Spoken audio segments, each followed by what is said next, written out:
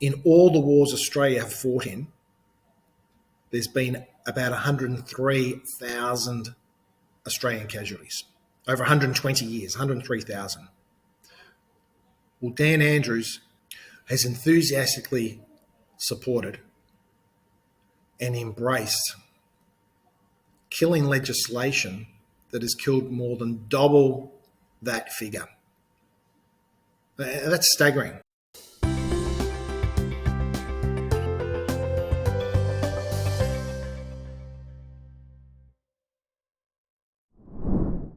Hello and welcome to the Daily Declaration podcast. I'm Cody Mitchell, and today I was joined by Geoff Shaw, the author of Dan Andrews Unmasked, a recently released book, and a former Member of Parliament.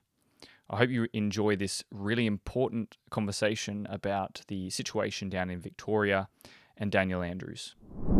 Welcome to the podcast, Geoff. Thanks for having me on, Cody. Really appreciate your time.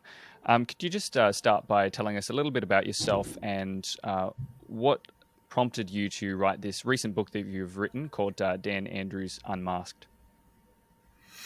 Well, first and foremost, Cody, I'm a Christian. I have 5 children, married. And look, I guess my past has been, I was ran my own accountancy practice for nearly 20 years as a CPA, a certified practicing accountant. Was a politician in the Victorian government with the Liberal Party, and then went independent in between the term 2010 to 2014. Raised in Frankston pretty much my whole life since I was 7 years old after we came down from Queensland. So that's my really quick synopsis of my life there.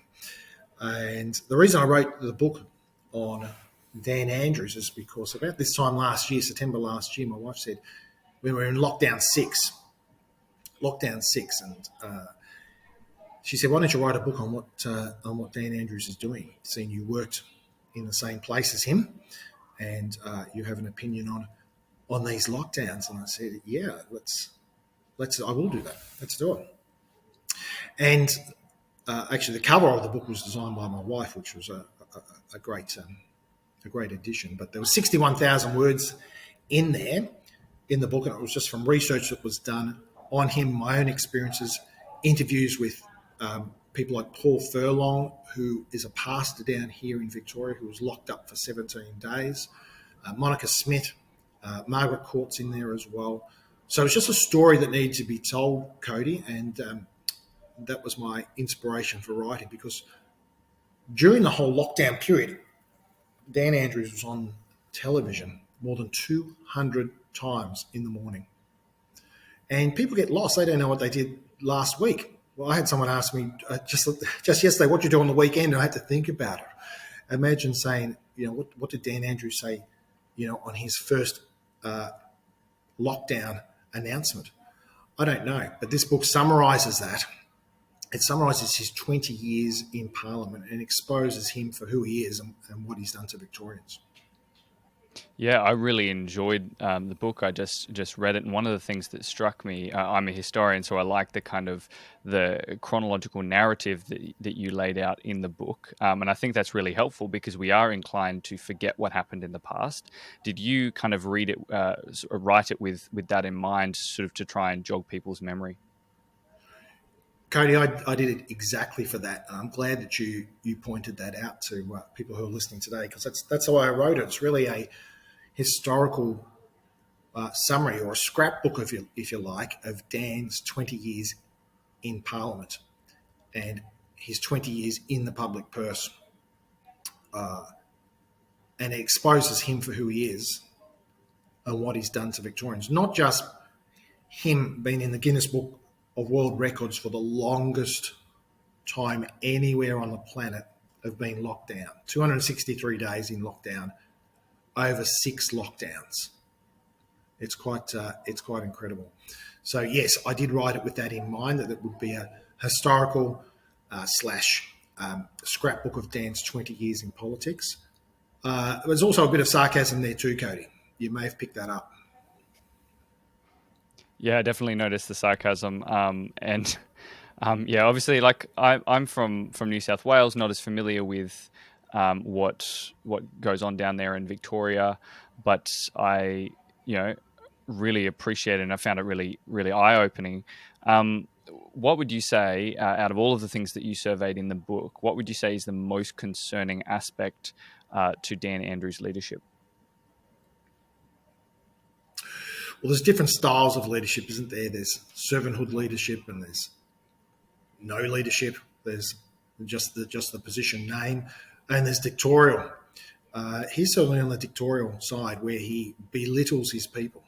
In those 200 plus daily sermons of doom, I called them in the book, where he gave no hope to people, he belittled them regularly.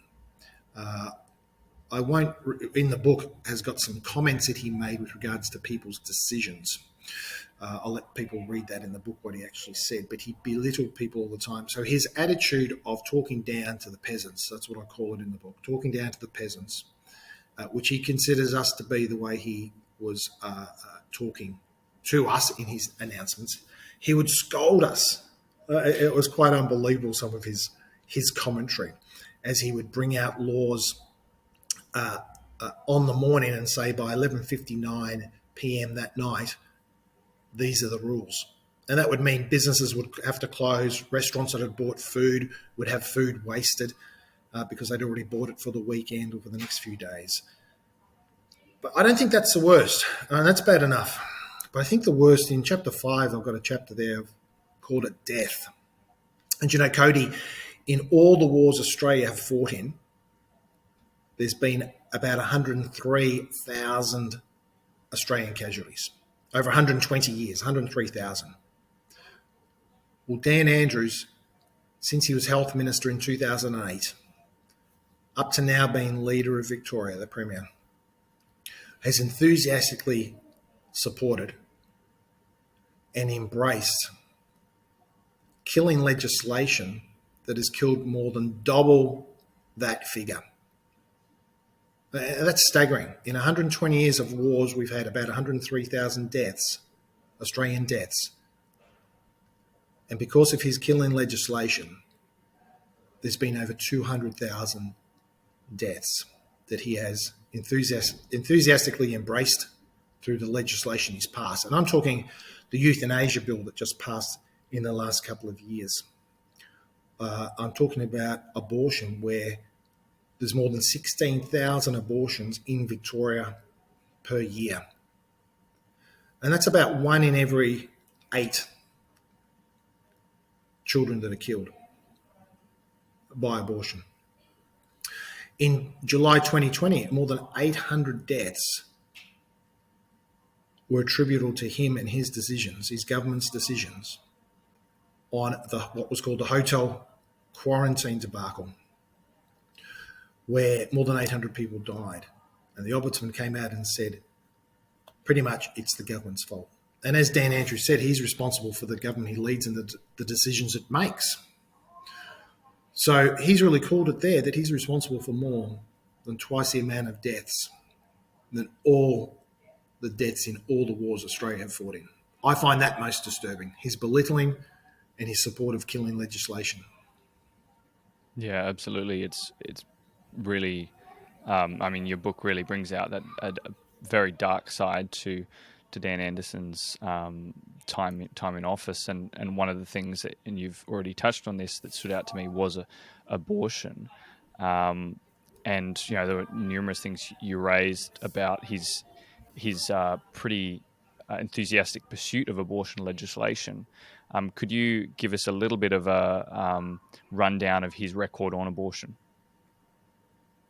Wow, he was the health minister, Cody, when the abortion bill was brought to Parliament in 2008. And in 2008, when this abortion bill came out, it was probably the worst in the Western world abortion legislation. And when it was brought forward to Parliament, he enthusiastically embraced it. And in fact, when the Liberal Party brought some amendments, or some members brought some amendments to this bill, he knocked them back. Sensible ones, he knocked back. and we got the full frontal of this abortion law that allows babies to be killed up to birth, called partial birth abortion. Gender selective abortion as well. So if you had a girl and you wanted a boy, you can abort. Vice versa, same thing. Horrifically, even more so if there was a failed abortion and the baby was delivered alive, it was left in a tray somewhere in the hospital, in the room, to die. Not to be resuscitated by the doctor that performed the abortion, left to die. This is, to me, is quite abhorrent that he has done. And in 2008, when the abortion legislation first came through, I was saddened that the Liberal Party even allowed, like Ted Baillieu, who was an opposition leader at the time, voted for it. Quite appalling. Louise Asher, member for Brighton, also allowed it as well. So that would be the most disturbing part. And in 2008, he had Catholic friends, and this is in the book, and priests come to him about it. And he said, look, I am not a Catholic minister. I'm the Victorian health minister. And that's his belittling attitude that he puts forward to people. Yeah, that's really disturbing. And picking up on that attitude towards people of faith, this is something that comes out time and time again in your book. There was one quote that you used in the book that I'd like to highlight. It really brings out this double standard and prejudice against people of faith. You said, quote, Dan would never say to people of faith, go out there and live what you believe, do it in pride and defiance because you have that freedom, end of quote. And as you point out, he said that exact thing to LGBTQ groups. He's been very hostile in his attitude towards people of faith. What would you say are the prospects for people of faith should Dan Andrews be re-elected? Well, it's certainly not going to be move in a positive way, Cody. He's already shown his hand where he is. He is an antichrist. There's many antichrists. There's many people who lock down people across the world. I'm not saying that they are, but his legislation that he's performed, a lot of it is anti-Christian. So it can only get worse for Christians. I mean, during lockdown, Cody, you could go back to church, but you had to wear a face mask. Now, I never did. But here he is, he's shutting down Christians and other people of faith. I mean, in there I've also got the Jewish community that were harassed by the police and Dan's legislation. So, it wasn't just Christians. It was also the Jewish population. Yeah, for sure. And one of the things that you I found interesting was just tracing the double standard in terms of regulations and churches would be closed, not considered essential, but elective surgery is also not essential, but abortion procedures would still be happening. Yeah, correct. And bottle shops are also essential, but churches closed. Yeah, it's really ironic, and I think just makes it very clear that where Dan's at. Pretty confronting portion of your book dealt with Dan Andrews' character and some of the accusations and allegations brought against him by people, mainly women from within his own party, that deal with kind of his spitefulness and his power hungry character. Could you tell us a bit about that? Yeah, well, that's all being said by people in Parliament who are currently there, and by females in Parliament. And there's a whole chapter dedicated to his attitude towards women. So as much as he's saying he's for women's rights when it comes to abortion, that's not so when it comes to people in his own Parliament. And certainly not true to people outside who aren't even Victorians, like Margaret Court, tennis icon, more Grand Slams than anyone else in the world, including the late Serena Williams, who just retired. She has more than anyone else in the world, and he decides to pick on that person because of her beliefs. It's quite astounding. And you'll read some of the bullying allegations that have been levied against him from members of his own party who are females in that party. So it just doesn't stack up. His yes, I'm for women. Yes, again, no against domestic violence. Okay, I agree with all that.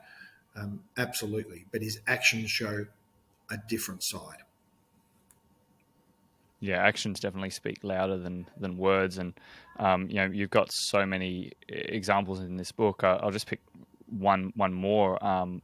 You highlighted his response to different protests. The Black Lives Matter protests on the one hand, and then anti-lockdown protests on the other. Could you tell us a little bit about that?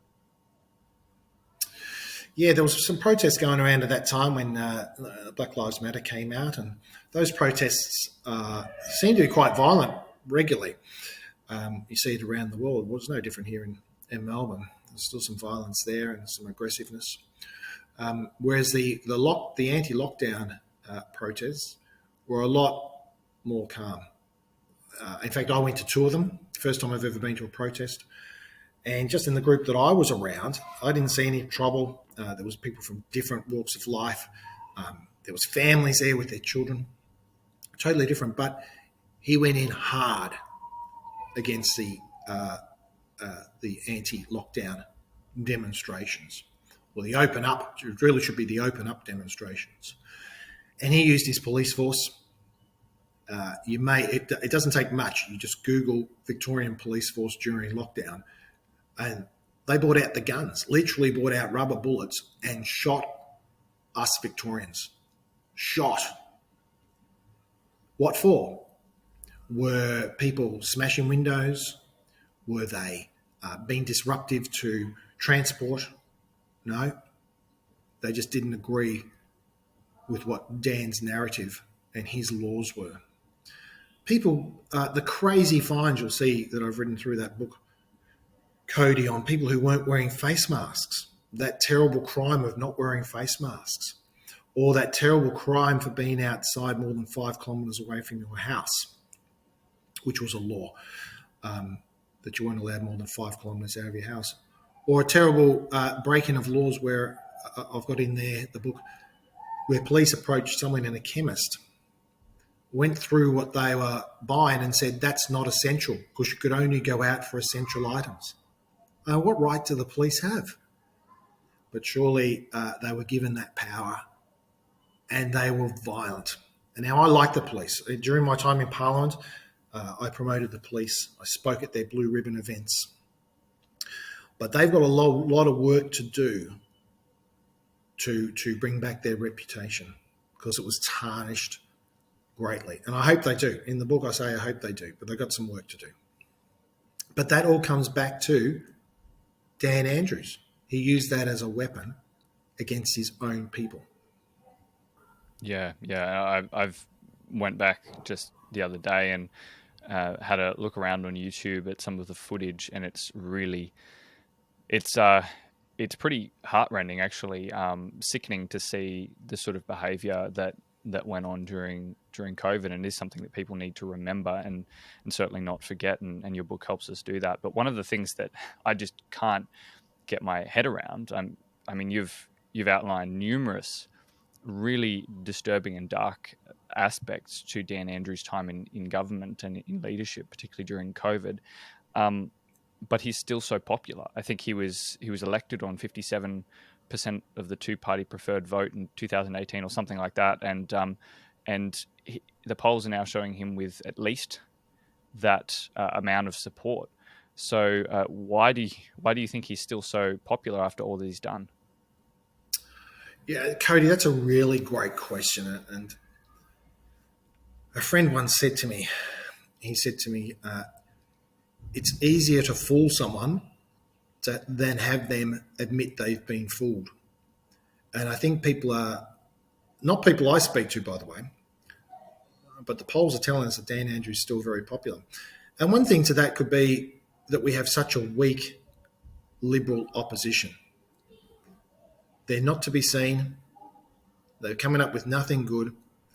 They didn't put on the boxing gloves during this whole lockdown. They had an ample and a great opportunity to really show that they're pro-business, that they're pro-freedom for people, that they're pro-open up and let people live their lives without government interference.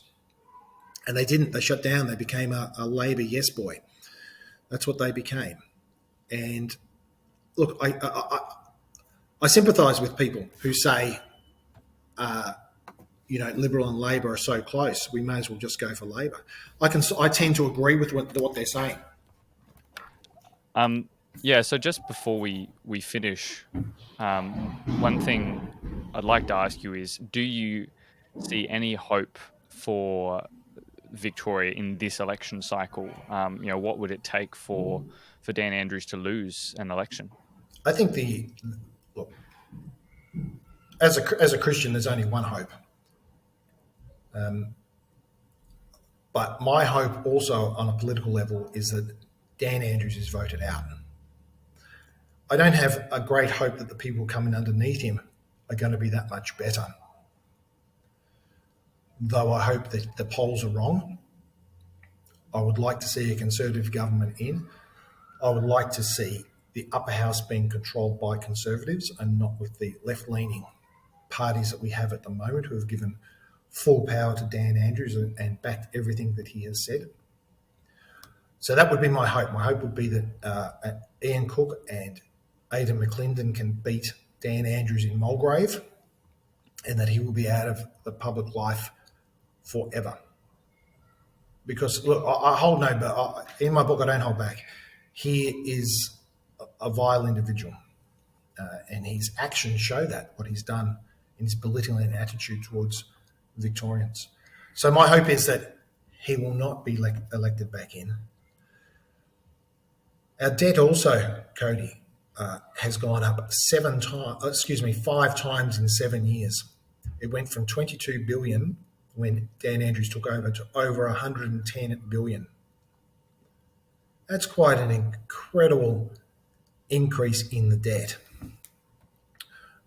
So I think it's going to be tough times for Victoria for some time, but I hope that people are resilient and that they can keep positive even though the environment's not going to be too flash. Yeah, for sure. Well, Geoff, you've given us some really interesting, thought-provoking points about Dan Andrews to think about. If people want to read more, they can get your book. Could you you tell us where we can find that and where we can find you online? Yeah, thanks, Cody, for that. It's at www.danandrewsunmasked.com.au. danandrewsunmasked.com.au. The book's for sale there. We've had a great response. Only got launched last week. A great response so far. And it should only get better because people need that information to see and expose who this person is and make a real informed choice. Yeah, absolutely. Now we'll include links to that in the description on YouTube and on the podcast. Encourage people if they want to read more, head over there and buy that. I believe it's in hard copy and also an ebook, so you can download it straight away if you want to do that. And if you know someone else who would be really interested in this information or would find it valuable, then it'd be a great gift. So I really appreciate everything you've said, Geoff, and thanks for joining me.